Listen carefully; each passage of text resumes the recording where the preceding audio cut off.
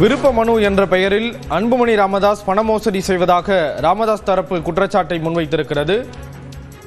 ராமதாஸ் தரப்பைச் சேர்ந்த அருள் இந்த குற்றச்சாட்டை கூறியிருக்கிறார். தேர்தல் ஆணையம் மற்றும் டிஜிபியிடம் புகார் மனு அளிக்கப்பட்டிருப்பதாகவும் அவர் கூறியிருக்கிறார். இது தொடர்பான விவரங்களை செய்தியாளர் கோகுல் வழங்க கேட்கலாம். கோகுல், விவரங்கள் பகிர்ந்துக்கலாம். மருத்துவர் ராமதாஸ் தரப்புல தற்பொழுது டிஜிபி மற்றும் தேர்தல் ஆணையத்துல புகார் அளித்திருப்பதாக அவர் தரப்பு வழக்கறிஞர் அருள் ஒரு ஆடியோவை வெளியிட்டிருக்கார். குறிப்பாக இன்றைய தினம் பாமக தலைவராக இருக்கக்கூடிய அன்புமணி விருப்ப மனு அளித்து வரக்கூடிய நிலையில சட்டமன்ற தேர்தலில் போட்டியிட விரும்புவரிடம் விருப்ப மனுவை பெற்றுக் கொண்டிருக்கிற நிலையில் இந்த விருப்ப மனு பெறுவது என்பது ஒரு மோசடி என அந்த புகாரில் அவர்கள் குறிப்பிட்டிருக்கிறார்கள். பாமகவுடைய தலைவராக மருத்துவர் ராமதாஸ் தான் செயல்படுவதாக அவர்கள் தெரிவித்திருக்கிறார்கள்.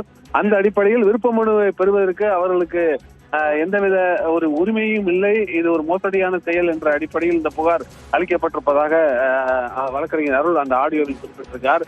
தொடர்ந்து இன்று ஆரம்பித்து 20ஆம் தேதி வரை விருப்ப மனு பெறக்கூடிய நிலையில அதற்கு எதிர்ப்பு தெரிவித்து மருத்துவர் ராமதாஸ் தரப்புல காவல் நிலையத்திலையும் தேர்தல் ஆணையத்திலையும் புகார் அளித்திருப்பது ஒரு முக்கியமானதாக பார்க்கப்படுகிறது.